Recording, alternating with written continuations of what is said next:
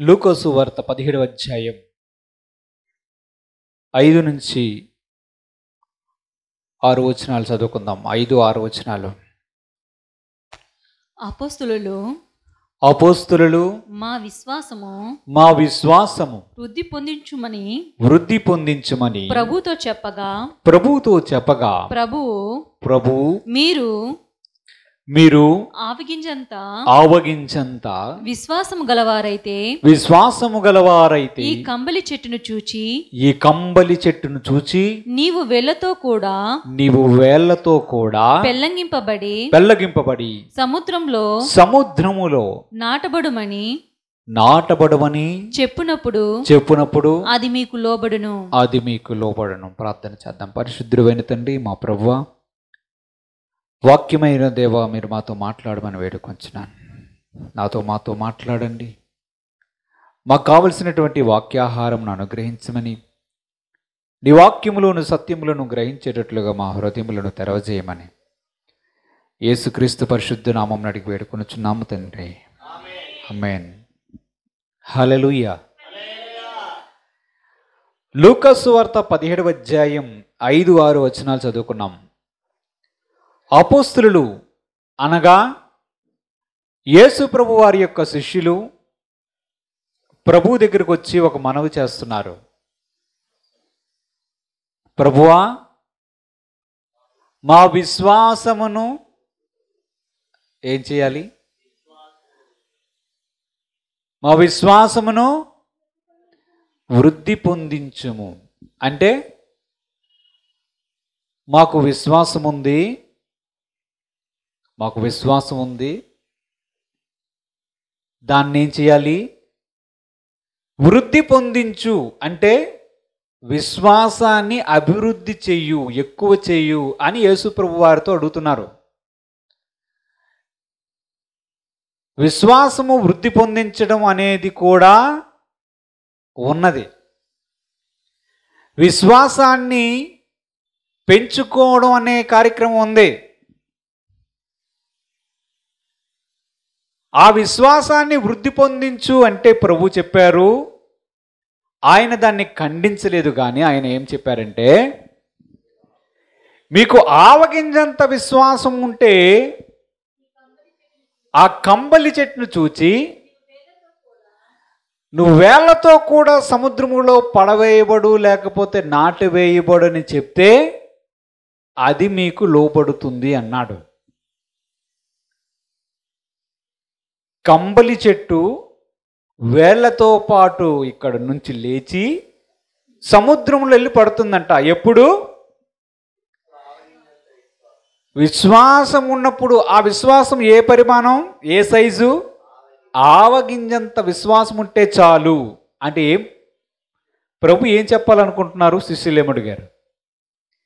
శిష్యులేమో మాకున్న విశ్వాసాన్ని వృద్ధి చేయి ప్రభు అంటే, ఆయన చెప్తుంది ఏంటి? అలాగే వృద్ధి చేస్తాను, మీరు ఇది చెయ్యండి, అది చెయ్యండి అని చెప్పాలి. ఎలాగ వృద్ధి పొందుతుందో చిట్కా చెప్పాలి, లేదా సూచన చెప్పాలి. కానీ ఆయన ఏం చెప్తున్నాడంటే,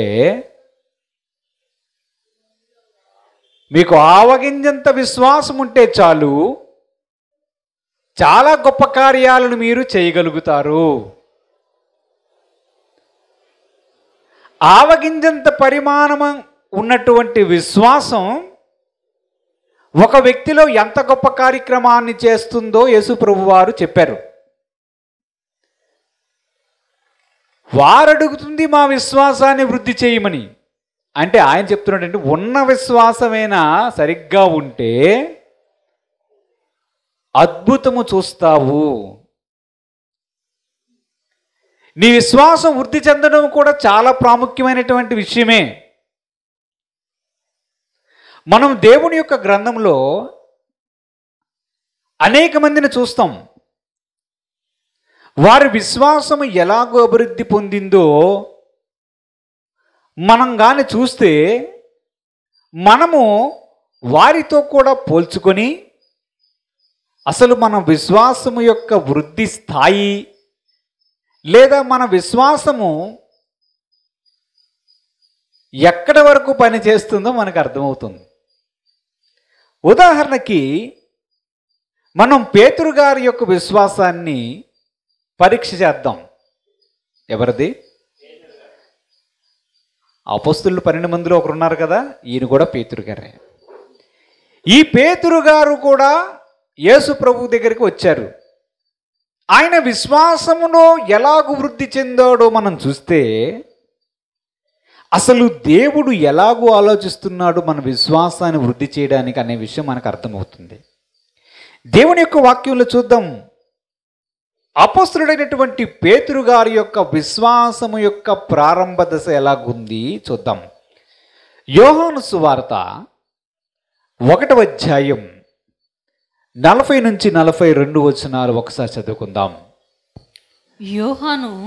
యోహాను మాట విని ఆయన వెంబడించిన ఇద్దరిలో ఒకడు సిమోను పేతురు యొక్క సహోదరుడైన ఆంద్రెయ. ఇతడు మొదట తన సహోదరుడైన సిమోనును చూచి మేము మెస్సయ్యను కనుగొంటిమని అతనితో చెప్పి యేసునొద్దకు అతన్ని తోడుకొని వచ్చెను. మెస్సయ్య అన్న మాటకు అభిషిక్తుడని అర్థం. యేసు అతని వైపు చూచి నీవు యోహాను కుమారుడవైన సీమోను నీవు కేఫా అనబడదు అని చెప్పెను. కేఫా అనే మాటకు రాయి అని అర్థం. అసలు యేసు ప్రభు వారి దగ్గరికి పేతురు ఎక్కడి నుంచి వచ్చాడో మనం చూద్దాం. పేతురు గారి యొక్క వృత్తి ఏమిటి? చేపలు పట్టుకునేవాడు. పేతురు గారికి ఒక సహోదరుడు ఉన్నాడు. ఆయన పేరు ఆంద్రెయ. ఆంద్రెయ బాప్తిస్మిచ్చు యోహాను గారి ద్వారా యేసు ప్రభు వారి గురించి తెలుసుకున్నాడు. లోకపాపములను మోసుకొని పోవే దేవుని గొర్రె పిల్ల యేసు ప్రభు వారిని తెలుసుకొని,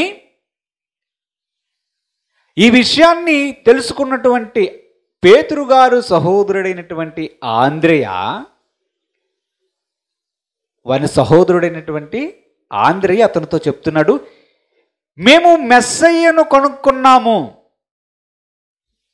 మెస్సయ్య అంటే యేసు ప్రభు వారిని కనుక్కున్నాం, యేసుక్రీస్తును కనుక్కున్నాము. మన బైబిల్లో ప్రవచనాల్లో దేవుని గురించి చెప్పబడింది కదా, ఆ యేసుక్రీస్తును కనుక్కున్నామనే మాటని పేతురు గారికి చెప్పాడు. ఎవరు? అతని సహోదరుడైనటువంటి ఆంద్రెయ. ఇప్పుడు మనం జాగ్రత్తగా చూడాలి. పేతురు గారిని కూడా ఆంద్రెయ పట్టుకొని వచ్చి యేసు ప్రభు వారికి పరిచయం చేస్తున్నాడు. ఇద్దరు కలిసి వచ్చారు. యేసు ప్రభు వారు దూరంగా ఉండి ఆంద్రెయను పేతురును చూచాడు. చూచి యేసు ప్రభు వారు చెప్తున్న మాట ఏమిటంటే, యోహాను కుమారుడు అయిన సీమోను. అంటే అసలు పేరు పేతురు గారు అసలు పేరేంటి? సీమోను. యోహాను కుమారుడు అయిన సీమోను, నీవు కేఫా అనగా రాయివి అనబడదు అన్నాడు. అసలు యేసు ప్రభు వారికి పేతురు గారికి ముందు పరిచయం ఉందా? లేదు.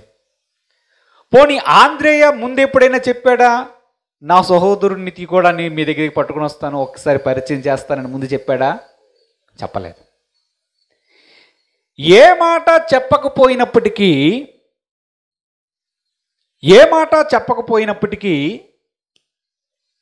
ఎప్పుడైతే సీమోనును అనగా మనము చెప్పబోతున్నటువంటి పేతురుని చూశాడో, యేసు ప్రభు వారు అంటున్నటువంటి మాట ఏమిటంటే, మీ నాన్న పేరు యోహాను, నీ పేరు సీమోను, నీ పేరు ఇక మీదట కేఫా అనగా రాయి అనబడుతుంది అని చెప్పాడు. దేవునికి స్తోత్రం చెల్లిద్దాం. హల్లెలూయా. చేతులెత్తి దేవునికి స్తోత్రం చెల్లిద్దాం. హల్లెలూయా. కదలడం లేదు.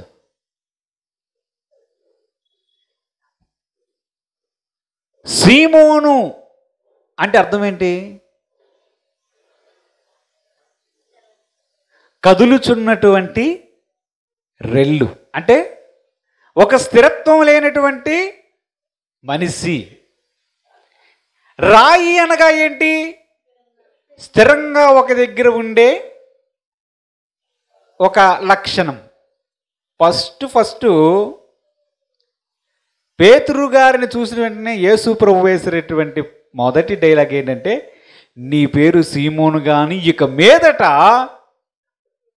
నీవు కేఫా, రాయి అనబడతావు అన్నాడు. ఓకేనా? ఈ మాటను గుర్తుపెట్టుకోండి. పేతురు గారు ఏం ఆలోచించాలి? ఈయన ఎవరో నాకు తెలియదు, మా అన్నో తమ్ముడు వచ్చాడు, ఆంధ్రేయ నన్ను పట్టుకుని వచ్చాడు, మెస్సైను కనుక్కొని ఉన్నాడు, బైబిల్లో చెప్తున్నటువంటి ప్రవచనాల్లో చెప్తున్నటువంటి క్రీస్తుని కనుక్కున్నామని చెప్పాడు. సరే ఇక్కడికి వచ్చాము. వచ్చిన వెంటనే ఈయనేమో అసలు నా ఊరు నా పేరు మొత్తం అంతా చెప్పేస్తున్నాడు, నాకు మారు పేరు కూడా పెట్టాడు. అసలు బాప్తిస్మ ఇంకా ఇవ్వలేదు కానీ అప్పటికే మారు పేరు పెడుతున్నాడు, ఏంటి ఈ సంగతి అని అనుకున్నాడు. ఇప్పుడు మనం ఆలోచించవలసినటువంటి ఒక విషయం ఉన్నది. ఇంతకీ పేతురు గారు అప్పుడు యేసు ప్రభువునందు విశ్వాసం ఉంచారా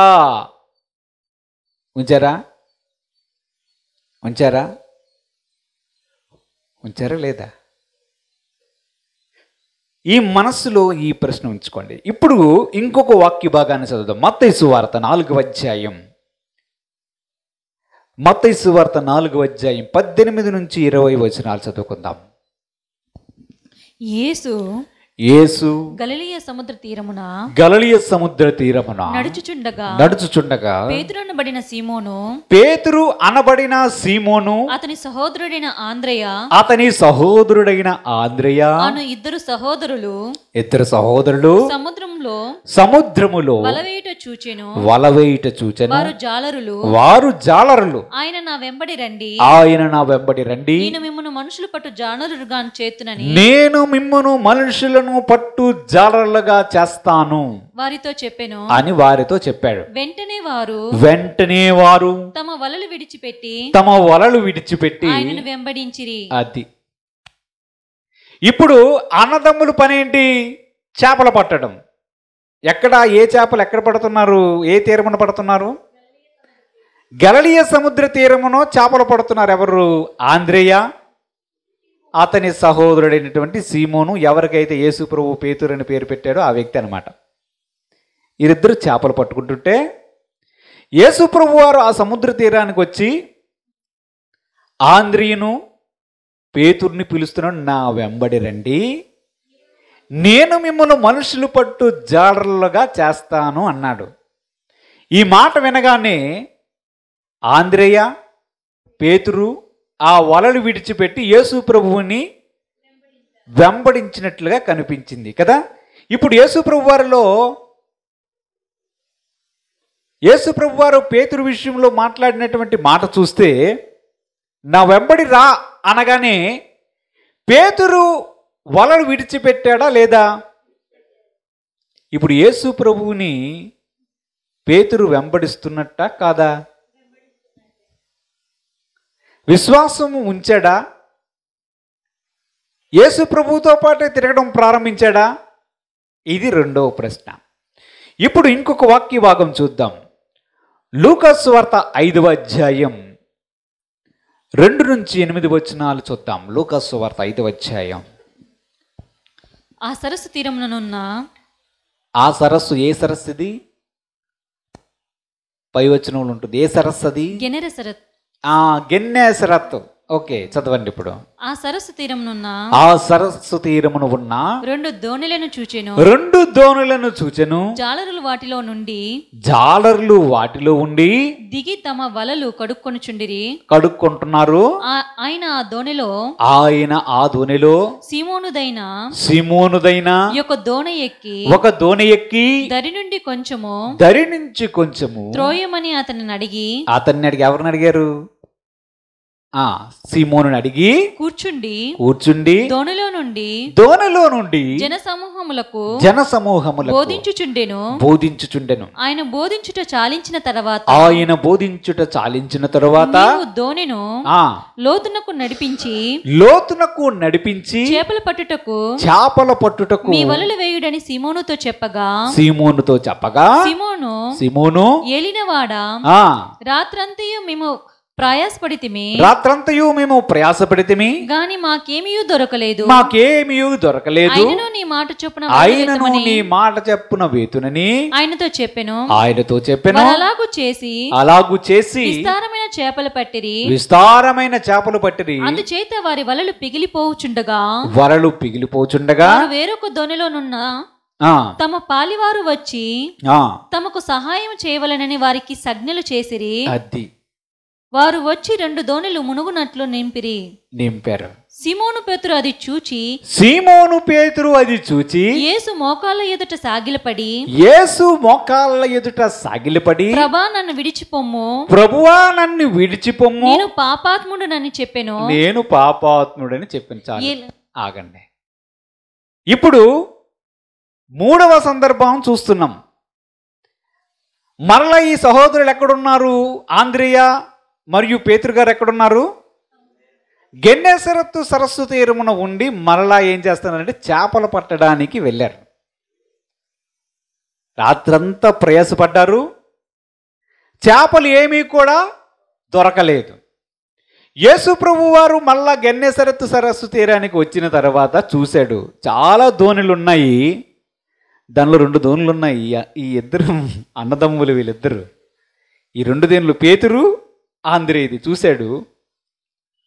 2 దోణులు ఖాళీగా ఉన్నాయి. పేతురు గారితో ఏమి మాట్లాడకుండానే ప్రభు గమనించాడు, ఇది పేతురు దోణే అని. గుర్తుపెట్టుకోండి, జాగ్రత్తగా మనం గమనించాలి ఈ విషయాన్ని. పేతురు దోణే అని యేసు ప్రభు వారు గుర్తించారు. గుర్తించి ఎవరిని అడిగారు? పేతురుని అడిగి, పేతురు, జనాలు చాలామంది వస్తున్నారు, వారికి వాక్యాన్ని బోధించాలి, కొంచెము సరస్సు లోపటికి నువ్వు కానీ ఈ దోణిని నడిపిస్తే ఆ దోణి మీద కూర్చుని ప్రజలకు వాక్యాన్ని బోధిస్తా అని చెప్పాడు.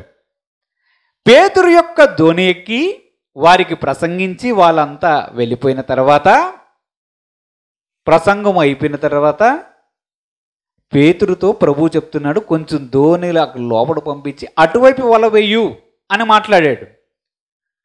ప్రభు చెప్పిన విధంగా వల వేశారు. వల వేసిన తర్వాత వారికి విస్తారమైనటువంటి చేపలు దొరకడం మనకు కనిపిస్తుంది.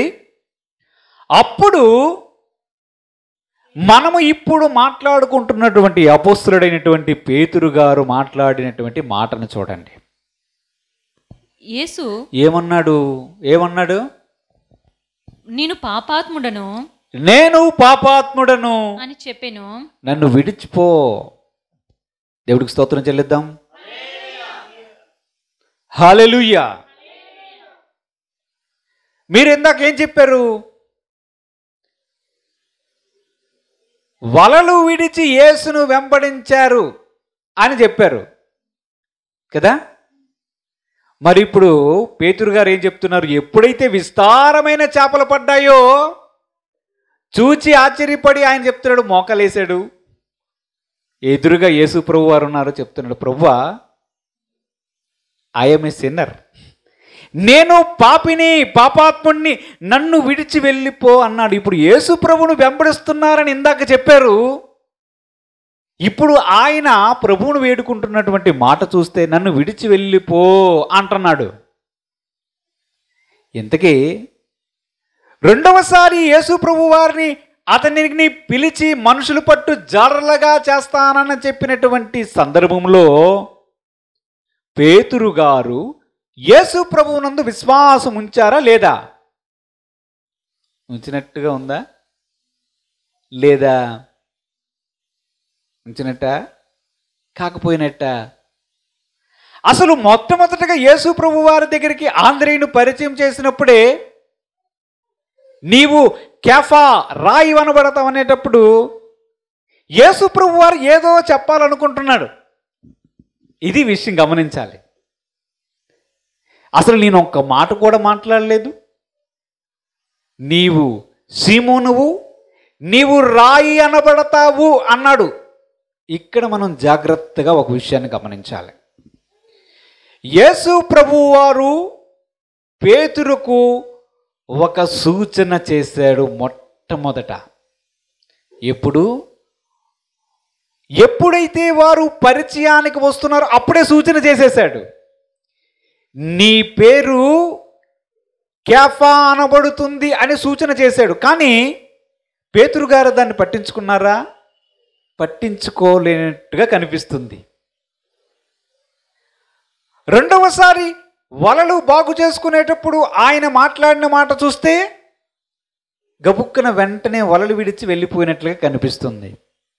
మూడవసారి విస్తారమైన చేపలు పట్టిన తర్వాత, నేను పాపాత్ముని ప్రభువా, నన్ను విడిచి వెళ్ళిపో, నీతో రాను, నీతో రాను, నన్ను పిలవకు అన్నట్టుగా లేదా? ఉందా లేదా?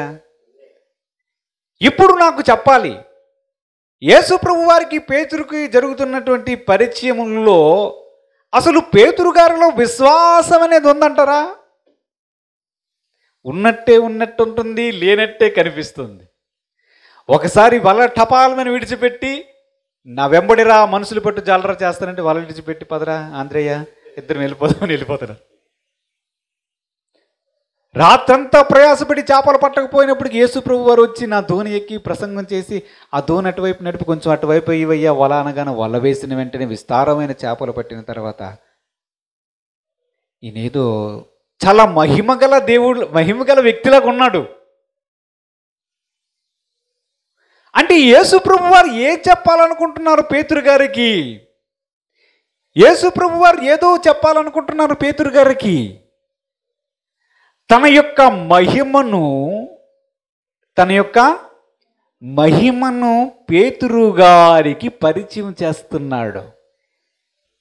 పేతురు, నీకు అర్థమవుతుందా? నేను చెప్పిన వెంటనే నువ్వు వల వేస్తే చేపలు పడ్డాయి, నీకు ఏమైనా అర్థమవుతుందా? అంటే యేసు ప్రభు వారు ఏం చేయాలనుకుంటున్నారు పేతురులో? పేతురు గారు నేను పాపాత్ముడిని, నన్ను విడిచిపెట్టి వెళ్ళిపోను మోకరించే స్థితికి వచ్చాడంటే పేతురు గారు మనస్సులో ఏదో జరుగుతుంది.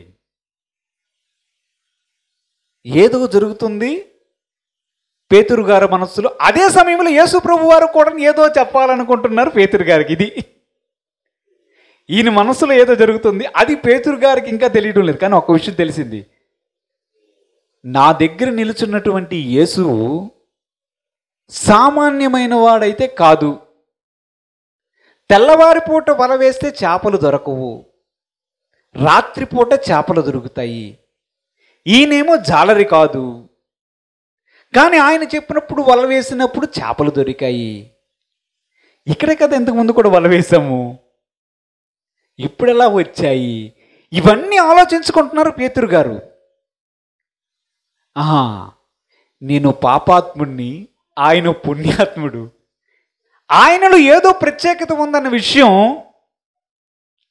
పేతురు గారికి అవగాహనలోనికి వస్తుంది. ఇక్కడ విశ్వాసం యొక్క విత్తనం కనిపిస్తుంది. ఇక్కడ ప్రారంభమవుతుంది విశ్వాసం. ఎక్కడ విశ్వాసం ప్రారంభమైతే యేసుప్రభువుని వెంబడించాలా, విడిచిపో అని చెప్పాలా?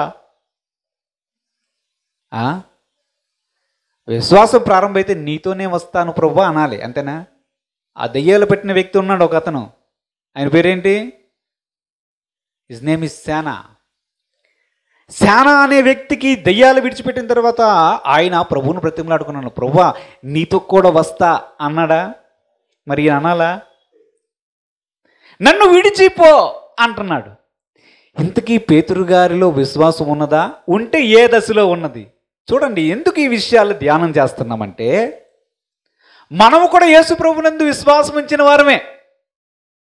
అవే లక్షణాలు కనిపిస్తుంటాయి మనకి. చూద్దాం ఇంకా దేవుని యొక్క వాక్యంలో మత్తయి సువార్త లూకా సువార్త 5వ అధ్యాయంలోనే 9 నుంచి 11 వచనాలు ఒకసారి చదువుకుందాం. ఏలైనగా వారు పట్టిన చేపలు రాశికి అతడును అతనితో కూడనున్న వారందరూను అతడితో కూడా ఉన్న వారందరూ విస్మయముందిరి. అలాగున సీమోనుతో కూడా పాలివారైన జెబెదయి కుమారులకు యాకోబును యోహానును విస్మయముందిరి. అందుకు యేసు భయపడకుము ఇప్పటి నుండి నీవు మనుషులను పట్టువాడవై యుందువని సీమోనుతో చెప్పెను. దేవుడికి స్తోత్రం కలుగుడు కాక. ఇప్పుడు యేసు ప్రభు వారు మళ్ళా చెప్తున్నారు. ఎవరితో? పేతురు గారితో చెప్తున్నాడు. ఇన్ని చేపలు పడ్డాయని వారు ఆశ్చర్యపడుతూ ఉంటుంటే యేసు ప్రభు వారు పేతురుతో చెప్తున్నాడు, భయపడవద్దు, నిన్ను మనుషులను పట్టే జాలరవవుతావు. చూడండి, జాగ్రత్తగా గమనించండి. మొదటేమో నువ్వు కేఫా రాయి అవుతావు అన్నాడు. రెండవసారి నా వెంబడి రా అన్నాడు. మూడవసారి నువ్వు మనుషులు పట్టే జాలరు అవుతావు అంట. అంటే యేసు ప్రభు వారు ఏదో చెప్పాలనుకుంటున్నారు. విశ్వాసము యొక్క స్థాయి ఏమిటో మనము పేతురు గారిలో పరిశీలన చేస్తున్నాం. అంతేనా? దేవుని యొక్క వాక్యంలో చూద్దాం. మత్తయి సువార్త 14వ అధ్యాయం 28 నుంచి 31 వచనాలు చదువుకుందాం. మత్తయి సువార్త 14వ అధ్యాయం. పేతురు ప్రభువా నీవే అయితే నీళ్ళ మీద నడిచి నీ యొద్దకు వచ్చుటకు నాకు సెలవుమని ఆయనతో అనెను. ఆయన రమ్మనగానే పేతురు దోణి దిగి యేసునొద్దకు వెళ్ళుటకు నీళ్ళ మీద నడిచెను గాని గాలిని చూచి భయపడి మునిగిపోసాగి ప్రభువా నన్ను రక్షించుమని కేకలు వేసెను. వెంటనే యేసు చెయ్యి చాపి అతని పట్టుకొని అల్పవిశ్వాసి ఎందుకు సందేహపడితివని అతనితో చెప్పెను. ఈ సందర్భం మనకు బాగా తెలుసు. యేసు ప్రభువారు సముద్రం మీద నడుచుకుంటూ వస్తున్నారు. పేతురు గారు ఎక్కడున్నారు? ధోనిలో ఉన్నారు. ఇది సముద్రం మధ్యన జరుగుతున్నటువంటి సందర్భం.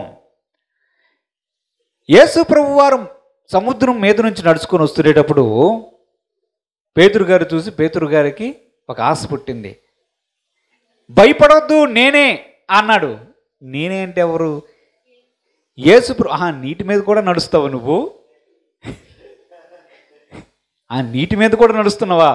మొన్న చేపలు పట్టించావు, ఇప్పుడు నీటి మీద కూడా నడుస్తున్నావా? అయితే నేను కూడా నడుస్తా. నీవే అయితే నేను కూడా నడుస్తా అన్నాడు. యేసు ప్రభు వారు ఏం చెప్పారు? రా అనే వాగ్దానం ఇచ్చారు. ఇచ్చిన తర్వాత ఆయన నడవడం ప్రారంభించారు. ఎవరు? పేతురు గారు నడవడం ప్రారంభించి గాలిని చూచి భయపడి కొంత దూరంలో మునిగిపోసాగాడు. అంటే అంత దూరంలో ఉంటే ఒక 5-10 అడుగులు వేసిన తర్వాత గాలి రేగ్గానే దాన్ని చూసి భయపడి మునిగిపోసాగి ప్రభువా రక్షించు అన్నాడు. ప్రభువారు ఇచ్చి చెప్పినటువంటి పేరేమిటో తెలుసా? అల్ప విశ్వాసి ఎందుకు సందేహపడితివి అన్నాడు. అన్నాడు. ఇప్పుడు విషయాన్ని చెప్పండి. యేసు ప్రభు గారి యొక్క మహిమను పేతురు గారు చూస్తున్నారా లేదా? విస్తారమైనటువంటి చేపలు పట్టినప్పుడు యేసు ప్రభు గారి యొక్క మహిమను అపోస్తులైనటువంటి పేతురు గారు చూశారా లేదా? నేను పాపాత్ముడు అనేటప్పుడు యేసు ప్రభు వారి యొక్క మహిమను గొప్పతనాన్ని గమనించాడా లేదా? నీటి మీద నడిచి వచ్చినటువంటి యేసు ప్రభువును చూసినప్పుడు అతనికి ఆశ్చర్యం కలిగిందా లేదా? కొంత దూరం నడిచిన తర్వాత అతడు మునిగిపోసాగాడు. అప్పుడు యేసు ప్రభు వారు అతనితో చెప్తున్నటువంటి మాట అల్ప విశ్వాసి. యేసు ప్రభుతోనే ఉన్నారు కదా, ఉన్నారా? ఎవరు? పేతురు గారు ఉన్నారు. ఏమనాలి? ప్రభు యొక్క మాట ఎలాగుండాలి? అల్ప విశ్వాసి అనటకు కారణం ఏమిటి? అల్ప విశ్వాసి అనటకు కారణం ఏమిటంటే ఆ విశ్వాసము ఇంకా పరిపూర్ణత చెందలేదు. కానీ ఎవరితో ఉన్నారు? యేసు ప్రభు వారితోనే ఉన్నారు. అర్థమవుతుందా? అంటే యేసు ప్రభు వారితో ఉండి కూడా అల్ప విశ్వాసముగా ఉండే సంభావ్యత కలదు. ఆ ఛాన్స్ ఉంది. అంటే యేసు ప్రభు వారితో ఉన్నటువంటి మనము కూడా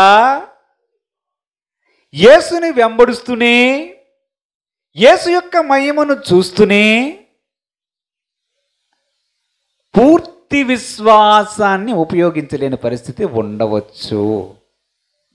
అంతేనా? ఈ వాక్య భాగాన్ని అలాగ పట్టుకొని ఇప్పుడు మత్తయి సువార్త 16వ అధ్యాయం 13 నుంచి 17 వచనాలు ఒక్కసారి చదువుకుందాం. యేసు ఫిలిప్పుదైన కైసరియా ప్రాంతములకు వచ్చి, ఫిలిప్పుదైన కైసరియా ప్రాంతంలోనికి వచ్చి, మనుష్య కుమారుడు ఎవడని జనులు చెప్పుకొనుచున్నారని తన శిష్యులను అడగగా వారు కొందరు బాప్తిసమిచ్చు యోహాననియు కొందరు ఏలియా అనియు కొందరు ఇర్మియా అనియు లేక ప్రవక్తలలో ఒకడనియు చెప్పుకొనుచుండిరనిరి. అందుకు ఆయన మీరైతే నేను ఎవడనని చెప్పుకుంటున్నారని వారిని అడిగాను. అందుకు సీమోను పేతురు, అది మళ్ళా సీమోను పేతురు గారు మాట్లాడతారు, నీవు సజీవుడవగు దేవుని కుమారుడు అని క్రీస్తు అని చెప్పాను. అందుకు యేసు సిమోన్ బర్ యోనా అంటే నీవు ధన్యుడవు. సిమోన్ బర్ యోనా అంటే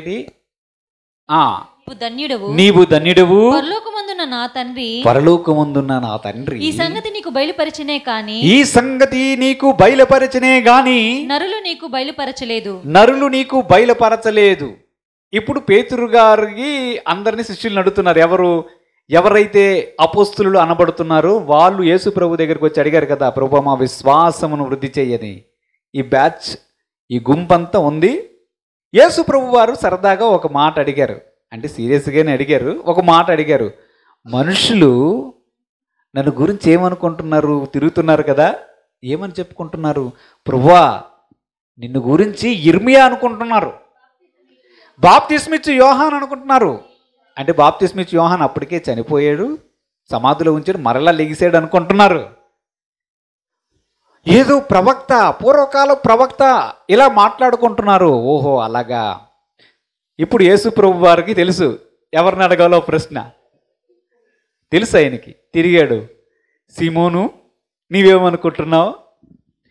ప్రభువా నీవు సజీవుడవైన దేవుడి కుమారుడవైన క్రీస్తు అన్నాడు. దేవుడికి స్తోత్రం, హల్లెలూయా. ఇంతకు ముందే అల్ప విశ్వాసి, ఇప్పుడేమో దైవ ప్రత్యక్షత. భలే ఉంది కదా. ఆ విశ్వాసం యొక్క స్థాయి ఏమిటి? ఈ ప్రత్యక్షత ఏమిటి? ఇప్పుడు యేసు ప్రభు వారికి పేతురుని అడగాలని ఎందుకు అనిపించింది? ఎందుకంటే ఇక్కడ మనం ఆలోచించవలసిన విషయం ఒకటి ఉంది. దేవుడు మనుషుల పట్ల ప్రణాళికలను కలిగి ఉంటాడు. ఆయన కొన్ని ప్లాన్స్ వేసుకొని ఉంచుకుంటాడు. ఫలానా వ్యక్తి గురించి ఈ ప్రణాళిక, ఈమె గురించి ఇది చెయ్యాలి, ఈ వ్యక్తిని నేను ఇది చెయ్యాలి అనుకుంటాడు. అందుకు వారిలో విశ్వాసము వృద్ధిపరిచే కార్యక్రమంలో ఆయన ఉంటాడు. ఆ కార్యక్రమానికి అనుగుణంగానే ఇప్పుడు అడుగుతున్నాడు, సిమోన్ బర్యోనా నువ్వేమనుకుంటున్నావు అంటే నీవు దేవుని కుమారుడవైన క్రీస్తు ప్రభువా అంటే ప్రభువు చెప్తున్నాడు, పరలోకమందున్న తండ్రి ఈ సంగతి నీకు బయలుపరిచాడు అన్నాడు. ఇప్పుడు దేవుడు చేస్తుంది ఏమిటి చూడండి. పేతురు, నీకు దేవుడు బయలుపరిచాడు, తండ్రి బయలుపరిచాడు అంటే ఏం చేస్తున్నాడు ప్రభువు? నీవు దేవుని దృష్టిలో ఉన్నావు పేతురు, తెలుసా నీకు? ఈ విషయాలు ప్రపంచంలో ఎవరికీ తెలియలేదు, కేవలం నీకు మాత్రమే తెలిసింది. ఆలోచించావా ఈ విషయాన్ని? అంటే యేసు ప్రభు వారు ఏం చేయాలనుకుంటున్నారు పేతురుని? ఆయన యొక్క విశ్వాసాన్ని బలపరచాలనుకుంటున్నాడు. నీవు అటు ఇటు కదిలే రెల్లువు కాదు, నువ్వు రాయివి రాయివి రాయివి. దేవుని దృష్టి నీ మీద ఉన్నది. నీకు విస్తారమైన చేపలు పట్టినప్పుడు మహిమను చూపించాను. అన్ని రకాలుగా నీకు నా మహిమను ప్రత్యక్షపరుస్తూ బయలుపరుస్తూ వస్తున్న నిన్ను బలపరచాలని. ఇంకా దేవుని యొక్క వాక్యంలో మనం చూస్తే అదే 18-19 వచనాలు చదువుకుందాం.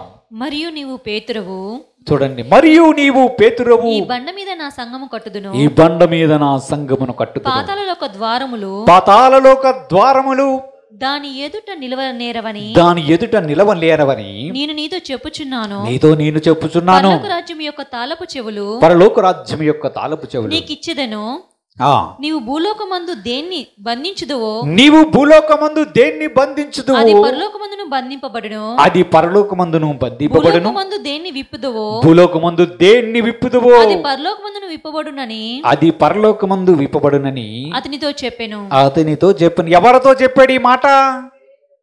పేతురుతో యేసు ప్రభు వారు చెప్తున్నారు. ఎప్పుడైతే దైవ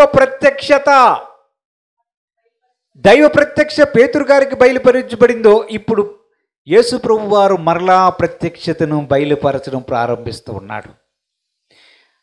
మొట్టమొదట పేతురు గారు తన సహోదరుడైన ఆంద్రేయుతో యేసు ప్రభు వారి దగ్గరికి వచ్చినప్పుడు, నీవు పేతురు అన్నాడు చూసారా? అదే మాటను మరలా ఉపయోగించి మరలా నొక్కి ఒక్క నుంచి చెప్తున్నాడు, నీవు పేతురువు అంటే ఏంటి? యేసు ప్రభు వారు దేనికి రిఫర్ చేస్తున్నారు? పేతురు అన్నాను చూసావా? మొట్టమొదట అన్నాను చూసావా? ఎక్కడ? నీ అన్నతోనూ నీ తమ్ముడితోనూ ఆంధ్రీతో నాతో దగ్గరికి వచ్చేవి చూసావా? అప్పుడే నేను చెప్పానా? అప్పుడు నీవు కేఫా అనబడతావు, నీవు రాయి అనబడతావు, అప్పుడు చెప్పాను చూసావా? మరలా ఇప్పుడు చెప్తున్నాను విను. పేతురు, నీవు పేతురువి. మనం ఫుట్నోట్లో చూస్తే ఏముంటుందంటే పేతురు అన్న మాటకు రాయి అని అర్థం. మరలా చెప్తున్నాడు అంటే దేవుడు పేతురు గారి విశ్వాసాన్ని ఏం చెయ్యాలనుకుంటున్నాడు? రాయి చెయ్యాలనుకుంటున్నాడు. నీవు రాయివి అని చెప్తూ తండ్రి యొద్ద నుంచి ప్రత్యక్షతను, ఎవరికి అందని ప్రత్యక్షతను పేతురు గారికి ఇచ్చి మరలా మొదటి మాటలని చెప్పి ఇప్పుడు మరలా ఆయన చెప్తున్నాడు. కింద వచనాలు మనం చూస్తే 18-19 వచనాలు చూస్తే ఆయన ఏమన్నాడు? ఈ బండ మీద నా సంఘాన్ని కడతాను, పాతాళలోక ద్వారములు దాని ఎదుట నిలవబడవు. నీవు దేన్ని బంధిస్తే అది పరలోకమందు బంధించబడుతుంది, నీవు దేన్ని విడుదల చేస్తావో అది విడుదల పొందుతుంది అంటున్నాడు. దేవుడికి స్తోత్రం. ఇప్పుడు పేతురు గారికి ఇస్తున్నటువంటిది ఏంటి తెలుసా? వాగ్దానం ఇస్తున్నాడు, బలపరుస్తున్నాడు. భవిష్యత్తులో పొందబోయే అధికారాల గురించి పేతురుకు చెప్తున్నాడు ప్రభు. నీకు ఎటువంటి అధికారం ఇస్తున్నావు అని తెలుసా పేతురు? నువ్వు దేన్ని బంధిస్తావో అది బంధించబడుతుంది. ఇప్పుడు పేతురు గారి విశ్వాసం వృద్ధి చెందుతుందంటారా? చెందాలి, రూల్ ప్రకారం అయితే చెందాలి, అంతే కదా. నీటి మీద నడడం చూస్తున్నాడు, విస్తారమైన చేపలు చూస్తున్నాడు. పరలోకం ముందు నాకు తెలియకుండానే, అనుకోకుండానే నీవు దేవుని కుమారుడమైన క్రీస్తువని నేను అనేసానే, నాకు అసలు తెలియదు. నా నోటి వెంబడి అలాగ వచ్చింది, ఇదేంటి ప్రవచనంలాగా వచ్చింది, నాకు తెలియకుండానే వచ్చింది. సిమోన్ బర్యోనా, నీవు ధన్యుడివి అని చెప్పేస్తానే ఏం జరుగుతుంది నా పట్ల? ఇవన్నీ మన పట్ల పేతురు గారి స్థానంలో మనకుంటే మనకేం జరగాలి చెప్పండి? దేవుడు ఏదో ఆలోచిస్తున్నాడు, అంతేనా? దేవుడు ఏదో ఆలోచిస్తున్నాడు, ఏదో చెయ్యాలనుకుంటున్నాడు. అందుకే నాకు ఇవన్నీ బయలుపరిచాడు, ఇప్పుడు అధికారాలు ఇస్తున్నాడు అని మనకు అవగాహన రావాలి, అంతేనా? ఈ అవగాహన ఉండే వారికి విశ్వాసం ఉంటుందంటారా? అది ప్రశ్న. ఇప్పుడు దేవుని యొక్క వాక్యములు చూద్దాం. మత్తయి సువార్త 17వ అధ్యాయం 1 నుంచి 5 వచనాలు చదువుకుందాం. 6 దినములైన తర్వాత యేసు పేతురును యాకోబును అతని సహోదరుడైన యోహానును వెంట పెట్టుకొని ఎత్తైన యొక్క కొండ మీదికి ఏకాంతంగా పోయి వారి ఎదుట రూపాంతరము పొందెను. ఆయన ముఖము సూర్యుని వలె ప్రకాశించెను. ఆయన వస్త్రములు వెలుగు వలె తెల్లనివాయెను. ఇదిగో మోషేయు ఏలియాయు వారికి కనబడి ఆయనతో మాట్లాడుచుండిరి. అప్పుడు పేతురు, ప్రభువా మనమిక్కడ ఉండుట మంచిది. నీకిష్టమైతే ఇక్కడ నీకు ఒకటి మోషేకొకటి ఏలియాకొకటి 3 పర్ణశాలలు కట్టుదనని 3 పర్ణశాలలు ఇక్కడ కట్టేస్తాను యేసుతో చెప్పాడు. అతడు ఇంకను మాట్లాడుచుండగా ప్రకాశమైన ఒక మేఘము వారిని కమ్ముకొనెను. ఇదిగో ఈయన నా ప్రియకుమారుడు ఈయన యందు నేను ఆనందించుచున్నాను. ఈయన మాట వినుడని యొక్క శబ్దము ఆ మేఘములలో నుండి పుట్టెను. దేవుడికి స్తోత్రం, హల్లెలూయా. ఇప్పుడు యేసు ప్రభు వారు రూపాంతరం చెందారు. రూపాంతరం అంటే ఒక కొండ మీదకి వెళ్ళి ఆయన ప్రార్థన చేస్తుండగా ఆయన వస్త్రములన్నీ కూడా దగదగ మెరవడం, ఆయన ముఖము సూర్యుని వలె తేజరిల్లడం జరిగింది. అయిపోయాయి. ఈ ప్రకాశమైనటువంటి వస్త్రములుగా మారడం, ముఖమేమో రోజు చూస్తున్న ముఖంలా కాకుండా దగదగ మెరవడం చూశారు. ఎవరు? పేతురు గారు చూసి అంటున్నారు. ఆ పక్కనే ఇంకొక 2 వ్యక్తులు కనిపించారట.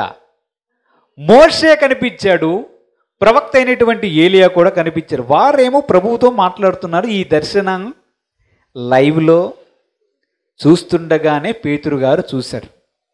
చూసిన వెంటనే పేతురు గారికి ఏం మాట్లాడాలో తెలియక, ప్రభువా మనం ఇక్కడ ఉండడం మంచిదేమో, నీకొక పర్ణశాల కడతాను, మోషేకి ఒక పర్ణశాల కడతాను, ఏలియాకి ఒక పర్ణశాల కడతాను, ఇక్కడ ఉండిపోతామా? అలాగానే ఆ 2 మోషే ఏలియాయు మాయమైపోయారు. ఒక మేఘం వచ్చింది పైకి. ఈ నిలుచున్న కొండ మీద మేఘం వచ్చి పైన వచ్చి నిలబడి ప్రకాశమైన మేఘం వచ్చింది. ఇవన్నీ కల్లారా చూస్తున్నారు పేతురు గారు, గుర్తుపెట్టుకోవాలి. చూస్తుంటే పైన మేఘం ఉంది, మేఘం నుంచి ప్రభు మాట్లాడుతున్నారు. ఎవరు? తండ్రి అయిన దేవుడు మాట్లాడుతున్నాడు. ఈయన నా ప్రియ కుమారుడు, ఈయన యందు నేను ఆనందిస్తున్నాను, ఈయన మాట వినండి అన్నాడు. ఎవరు వినాలి? యాక్చువల్గా అక్కడ ఎవరెవరు ఉన్నారు కొండ మీద? పేతురు, ఎవరు? 3 ఉంటారు. ఎవరెవరు వెళ్ళారు కొండ మీదకి? మోషేనా, యాకోబు, యోహాను. ఎవరెవరు వెళ్ళారు ఇప్పుడు? పేతురు, యాకోబు, యోహాను వెళ్ళారు. అందరూ పేతురు గారే మాట్లాడుతున్నారు. అది ప్రత్యేకత, పేతురు గారి ప్రత్యేకత. వాళ్ళిద్దరు సైలెంట్గా చూస్తున్నారు. బహుశా గడగడగడ వణుకుతారు. ఇదేంటి మొహం ఏమంత వెలిగిపోతుంది, ఈ వస్త్రాలు ఎంతగా వస్తున్నాయి. వాళ్ళు ఎవరో మోషే ఏలియాలు వచ్చారు, వాళ్ళు వెళ్ళిపోయారు. వాళ్ళు వెళ్ళిపోయిన తర్వాత ప్రకాశమైన మేఘం వచ్చింది, మా మీదే నిలుచుంది. దానిలో నుంచి తండ్రి అయిన దేవుడు చెప్తున్నాడు, ఈయన నా ప్రియ కుమారుడు, ఈయన మాట వినండి అని ఆయన చెప్పాడు. గడగడ వణికిపోయి ఇదంతా జరుగుతూ ఉంది. ఇక్కడ ఒక విషయాన్ని మనం గమనించాలి. ఇప్పుడు పేతురు గారు ప్రభు యొక్క మహిమ స్వరూపాన్ని చూశాడు. అంతేనా? చూసారా లేదా? అంతేకాకుండా తండ్రి అయిన దేవుని యొక్క స్వరాన్ని కూడా విన్నాడు. ఈయన నా ప్రియ కుమారుడు, ఈయనే క్రీస్తు. ఇంతకుముందు చెప్పావే కిందన, ఇంతకుముందు చెప్పావు కదా నీవు దేవుని కుమారుడమైన క్రీస్తు అని. నువ్వు చెప్పావా? నీకు ఇంకా డౌట్ ఉన్నట్టుంది. ఇప్పుడు చెప్తున్నా నేను, ఈయనే నా కుమారుడు, ఈయన మాట విను, ఈయన మాట వినండి అని తండ్రి కూడా చెప్పాడు. ఇప్పుడు పేతురు గారికి వచ్చినటువంటి ఏమొచ్చింది? అత్యున్నతమైన దర్శనాన్ని కళ్ళారా చూశాడు. తండ్రి అయిన దేవుని యొక్క స్వరమును కూడా విన్నాడు. ఇప్పుడు పేతురు గారు విశ్వాస జీవిత ప్రయాణాన్ని చూస్తే, ఈ స్థాయి వరకు మనం చూస్తే ఎలాగుంది? తెలియని వ్యక్తిగా వెళ్తే కేఫా అనబడతామన్నాడు. వలలు విడిచిపెట్టి వెళ్ళిపోయాడు. కానీ ఇంకనూ పూర్తిగా మార్పు చెందిన వ్యక్తిగా, ఇంకనూ పూర్తిగా యేసు ప్రభువును వెంబడించిన వ్యక్తిగా కనిపించాడు. ఎప్పుడైతే విస్తారమైనటువంటి చేపలను పట్టాడో అప్పుడు ఆ చేపల రాశికి ఆశ్చర్యపడి, విస్మయముండి ఆశ్చర్యముంది భయపడిపోయి నేను పాపాత్ముడిని అన్నాడు. ఆ తర్వాత కొద్ది దినాలకి యేసు ప్రభు వారితో చెప్తున్నాడు, నీవు దేవుని కుమారుడమైన క్రీస్తు అని. అంటే దేవుని యొక్క ప్రత్యక్షతలు వస్తున్నాయి. దేవుడు నీటి మీద నడవడం చూస్తున్నాడు, ఆ మహిమ స్వరూపాన్ని చూస్తున్నాడు, అత్యున్నతమైనటువంటి దేవుని యొక్క స్వరాన్ని కూడా వింటున్నాడు. ఇవన్నీ పేతురు గారి జీవితంలో జరుగుతున్నాయా?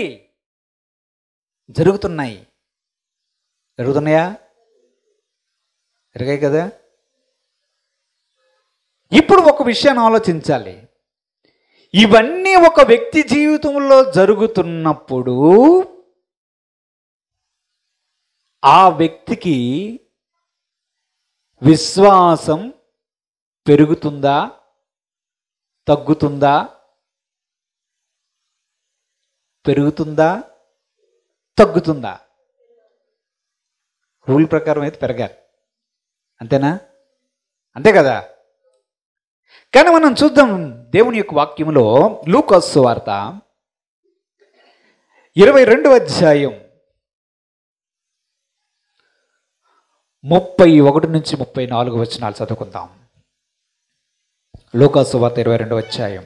సిమోను సిమోను, సిమోను, ఇదిగో సాతాను మిమ్మును పట్టి గోధుమల వలె జల్లించుటకు మిమ్మును కోరుకొనెను గాని నీ నమ్మిక తప్పిపోకుండునట్లు నేను నీ కొరకు వేడుకొంటిని. నీ మనసు తిరిగిన తర్వాత నీ సహోదరులను స్థిరపరచుమని చెప్పెను. అయితే అతడు ప్రభువా నీతో కూడా చెరలోనికి మరణమునకు వెళ్ళుటకు సిద్ధంగా ఉన్నానని అతనితో అనగా ఆయన పేతురు నీవు నన్ను ఎరగవని ముమ్మారు చెప్పు వరకు నేడు కోడి కుయ్యదని నీతో చెప్పుచున్నాను అన్నాడు. ఇప్పుడు చూడండి,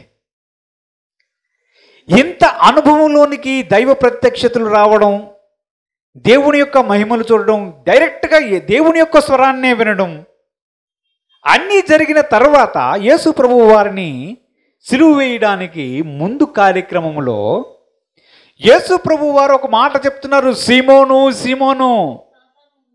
మిగతా జనాభా కూడా ఉన్నారు. ఎవరు? మిగతా 11 మంది కూడా శిష్యులు కూడా ఉన్నారు. 11 మంది అంటే ఇస్కరియోతు యూదా లేరు. పేతురుతో కలిపి 11 మంది కూడా ఉన్నారు. కానీ యేసు ప్రభు వారు ఎవరితో మాట్లాడుతున్నారు? చూడండి ఎవరితో మాట్లాడుతున్నారు? పేతురుతో మాట్లాడుతున్నారు. అతని సహోదరుడు, అతన్ని పరిచయం చేసిన ఆంద్రేయుతో కాదు. అదే అక్కడ విషయం. పేతురుతోనే మాట్లాడుతున్నాడు, సీమోను సీమోను ఒక విషయం విను. సాతాను వచ్చి దేవుణ్ణి బ్రతిమలాడుకున్నాడు. ఒక విషయాన్ని అడిగాడు సాతాను, తెలుసా?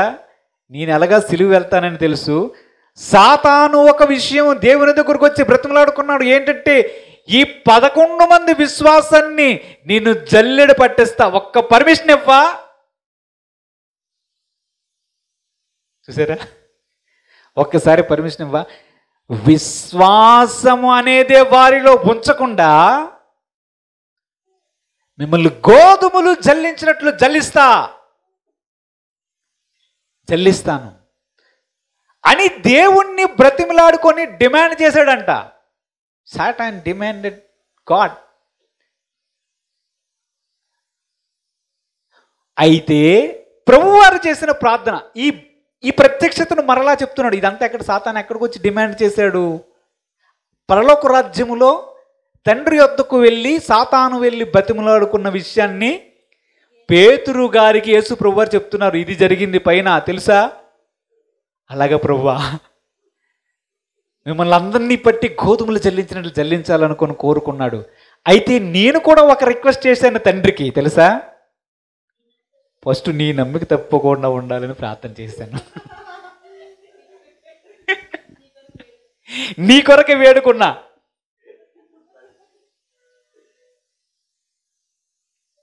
ఇది ఏంటిది? ఏంటిది? నీ నమ్మిక తప్పిపోకూడదని కోరుకున్నా. ఈ 11 మంది అంటే ఒకరు అలాగా ఇస్కరియోతు పక్కకు వెళ్ళిపోయాడు. మిగతా 10 వారి గురించి నేను అడగలే తండ్రిని. సీమోను, నీ గురించే నేను వేడుకున్నా తండ్రిని, నీ నమ్మిక తప్పుకోకూడదు మొదట. ఎందుకంటే నీవు పేతురువు, నీవు రాయివి. ఇప్పుడు ఇక్కడ ఒక విషయాన్ని దేవుడు తెలియజేస్తున్నాడు, ప్రభు అయిన యేసుక్రీస్తు. పేతురు గారి పట్ల ఉన్న ప్రణాళికను ఆయన నెరవేర్చాలనుకున్నది ఆంద్రియతో పేతురు మొట్టమొదటగా వచ్చినప్పుడే పేతురు గారికి సూచన చేశాడు యేసు ప్రభు వారు. నీవు రాయివి అవుతావు, నీవు నాకు చాలా ఇంపార్టెంట్ పర్సన్. కాకపోతే పేతురు గారు పట్టించుకోలేదు దాన్ని. ఏదన్నాలే, మా అన్నయ్య చెప్పుంటాడు, నా పేరు ఆంధ్రయ్య, అటు ఇటు తిరుగుతుంటాడు, ఒక స్థిరమైన ఉండదు, ఒక నిమిషం అటు ఒక నిమిషం అటు తిరుగుతుంటాడు, చెప్పుంటాడు. అందుకే పేతురు అని ఉంటాడు, ఇది రాయి అని ఉంటాడు. కానీ అనుకున్నాడేమో. అసలు పేతురు గారికి ఆ విషయం పట్టించుకోలేదు, అది మనసులోనికి స్ఫురణ రాలేదు. కానీ దేవుడు మాత్రం పేతురునకే వెళ్తున్నాడు. చేపలు చూసావా, నీటి మీద నడవడం చూసావా, నీవు కొన్ని అడుగులేసావు చూసావా, రూపాంతర పొందినప్పుడు చూసావు కదా నన్ను, చూసావా? తండ్రి నీకు సీమోన్ బర్యోనా నీకే బయలుపరిచాడు, నీవు దేవుని కుమారుడమైన క్రీస్తు అని నీవు మాత్రమే చెప్పావు. మిగతా వాళ్ళందరూ ఇర్మియాలు యోహాన్లు అని చెప్తున్నా, నీవు మాత్రమే క్రీస్తు అని చెప్పావు. నీకు అర్థమవుతుందా? దేవుడు వాగ్దానాల ద్వారా, ప్రత్యక్షతల ద్వారా, అంటే మనస్సులో ప్రత్యక్షత ద్వారా, కొన్నిసార్లు డైరెక్ట్గా దైవం యొక్క దర్శనము ద్వారా కూడా ఆయన విశ్వాసులను బలపరచాలని, వారి విశ్వాసాన్ని వృద్ధిలోనికి తీసుకురావాలని దేవుడు ప్రయత్నం చేస్తుంటాడు. ఆయన ఈ కార్యక్రమంలో ఉంటాడు. మన అందరి పట్ల కూడా సుమారుగా ఇలాగే చేస్తుంటాడు. ఏం చేయాలనుకుంటాడంటే, మన విశ్వాసం యొక్క స్థాయి ఏమిటో తెలుసు. ఆయన ఒకటి చేయాలనుకుంటున్నాడు. పేతురు గారికి అదే చెప్తున్నాడు, సీమోను సీమోను, నీ నమ్మిక తప్పిపోకుండానట్లు నేను జాగ్రత్తగా తండ్రిని నేను కూడా వేడుకున్నాను. ఆ 10 మంది సంగతి తర్వాత చూద్దాం. ఆ 10 మందిని నీవే స్థిరపరచాలి విశ్వాసమందు తర్వాత అన్నాడు. మళ్ళా డ్యూటీ ఆఫ్ చెప్పాడు. చూసారా ఏం అప్ చెప్పాడు? అందరూ చెదిరిపోతారు, ఆ 10 మంది కూడా చెదిరిపోతారు, మరలా నువ్వే నీ మనస్సు తిరుగుతుంది తర్వాత వచ్చి సహోదరుల్ని స్థిరపరచాలి. దేనిలో స్థిరపరచాలి? విశ్వాసముందు స్థిరపరిచే పని మరలా నీకే ఇస్తున్నాను. చూసారా? మొదటేమో పాతాలలో ఒక తారపులు దాని ఎదుటి నిలబడు, నీకు అధికారం ఇచ్చాను, నీవు రాయివి, నీవు సంఘానికి చాలా ప్రాముఖ్యమైన వ్యక్తివి అని చెప్తూ పరలోక రాజ్యంలో జరిగిన సంభవాన్ని గురించి వివరిస్తూ ఆయన వచ్చి నీ మనస్సు తిరిగిన తర్వాత నీ సహోదరులు నువ్వు స్థిరపరచాలి, మళ్ళా డ్యూటీ ఆఫ్ చెప్పాడు. పేతురు గారు వెంటనే, ప్రభువా నీతో పాటు చెరలోనికైనాను, అంటే జైలుకైనా వస్తా, మరణములోనికైనా వస్తా, అంటే నీతో పాటు చావడానికైనా సిద్ధంగా ఉన్నానని అన్నాడు. ఎవరు? పేతురు గారు. ప్రభువు నవ్వుకుని, ఈరోజు రాత్రి కోడి కూయక మునుపు, 2 సార్లు కోడి కూయ మునుపా, 2 సార్లు కోడి కూయక మునుపు 3 సార్లు నీవు నన్ను ఎరగునని చెప్తావు అన్నాడు. అలా జరిగింది, మనకు తెలుసు సంభవం. అంతేనా? దేవునికి స్తోత్రం చెల్లిద్దాం. హల్లెలూయా. జరిగిందా లేదా? యేసు ప్రభువు వారిని పేతురు గారు, ఆయన ఎవరో నాకు తెలియదు, నీ భాష అలాగే ఉంది, నాకు తెలియదు ఆయన ఎవరో, నీవు కూడా నిజంగా వారితో కూడా ఉన్నావు, నాకు తెలియదు, ఒట్టు శపించుకోవడం అని శపించుకోవడం కూడా మనం చూస్తాం. ఇప్పుడు ఒక ప్రశ్న, ఇన్ని ప్రత్యక్షతలు చూచి, దైవ దర్శనాన్ని ప్రత్యక్షంగా చూచి, యేసు ప్రభు వారితో పాటు ఉంటూ దేవుని యొక్క ప్రణాళికను తెలుసుకున్నటువంటి పేతురు గారు ఆ శ్రమ వచ్చినప్పుడు ఎందుకు ముమ్మారు ప్రభువుని తృణీకరించాడు? ఇప్పుడు ఆ సందర్భంలో పేతురు గారు మనస్సులో విశ్వాసం ఉన్నదా లేదా? ఉన్నదా లేదా? ఉందా? ఉందా అంటారా? ఈయన మాట వినండి అన్నాడు, ఆయన ఎవరో నాకు తెలియదు అంటున్నాడు. ఈయన దేవుని కుమారుడైన క్రీస్తు, నీవు దేవుని కుమారుడైన క్రీస్తు అని చెప్పిన వ్యక్తి, ఈయన ఎవరో నాకు తెలియదు, ఆ యేసుని గురించి నాకు తెలియదు, నేను ఎరగను అన్నాడు. అంటే దీని అర్థం ఏమిటి? దీని అర్థం ఏమిటి? ఒక వ్యక్తికి ప్రత్యక్షతలు ఉండవచ్చు, డైరెక్ట్గా యేసు ప్రభు వారే మన ముందు ప్రత్యక్షం అవ్వచ్చు, మనతో మాట్లాడుతూ ఉండొచ్చు, యేసు ప్రభు వారిని స్వయంగా చూసి ఉండవచ్చు. కానీ విశ్వాసము స్థిరముగా ఉండలేని పరిస్థితి కూడా ఉండవచ్చు. అంతేనా? అంటే విశ్వాసం యొక్క స్థాయి పెరగడం, వృద్ధి చెందడం, పరిపక్వత దశలోనికి వెళ్ళడం అనేది వేరే ప్రక్రియ. అది వేరే ప్రక్రియ. అంతేనా? ఏడంతే. అది వేరే ప్రక్రియ. అది మనకు ఎలాగ వస్తుంది? దాన్ని కూడా మనము వాక్య ధ్యానంలో చేద్దాం.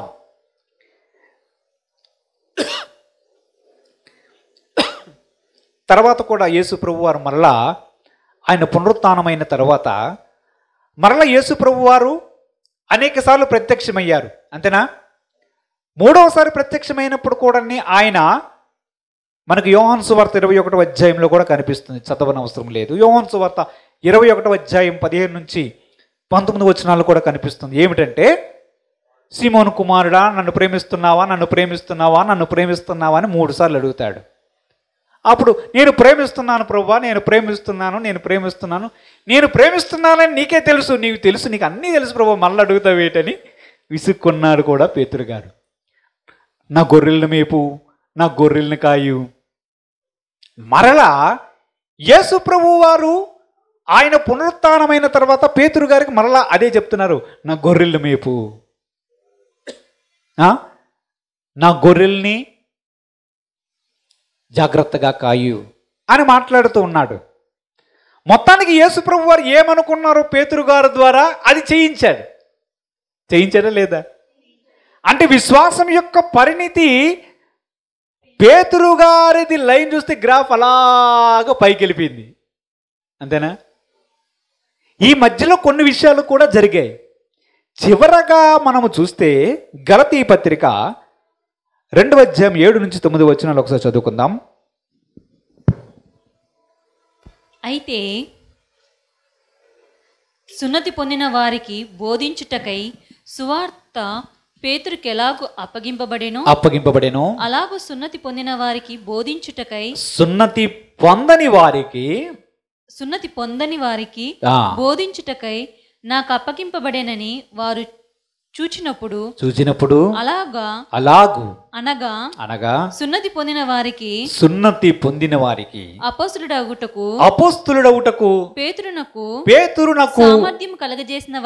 సామర్థ్యము కలుగజేసిన వాడే అన్య జనులకు అపోస్తలుడు అనుటకు నాకును సామర్థ్యము కలగజేసినని వారు గ్రహించినప్పుడు స్తంభములుగా ఎంచబడిన యాకోబు కేఫా యోహాను అనువారు నాకు అనుగ్రహింపబడిన కృపను కనుగొని నీవు అన్ని జనులకును తాము సున్నతి పొందిన వారికి ఉండవలనని చెప్పి తమతో పాలివారం అనుటకు సూచనగా నాకును బర్నబాకును కుడి చేతిని ఇచ్చిరి.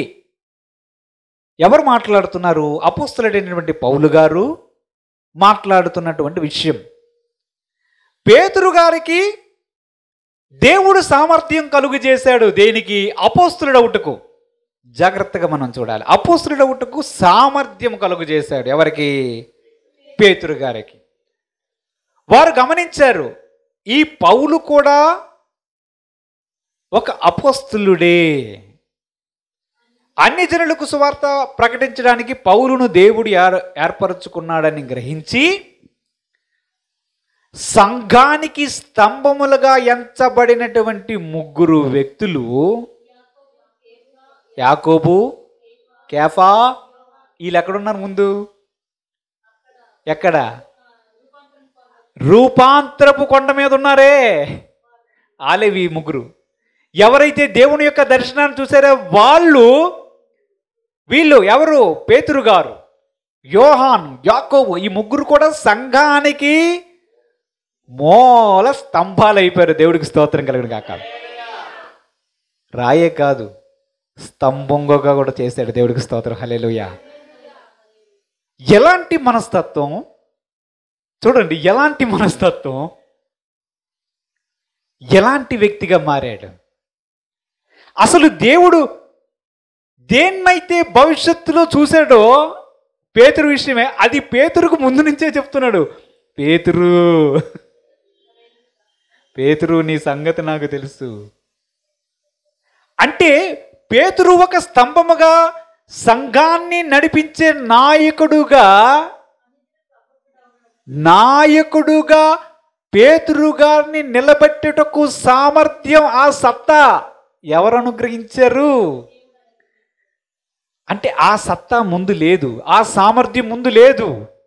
కానీ దేవుడు మాత్రం పేతురుని చెక్కుకుంటూ విశ్వాసంలో కాపాడుకుంటూ, విశ్వాసంలో స్థిరపరుస్తూ, చివరికి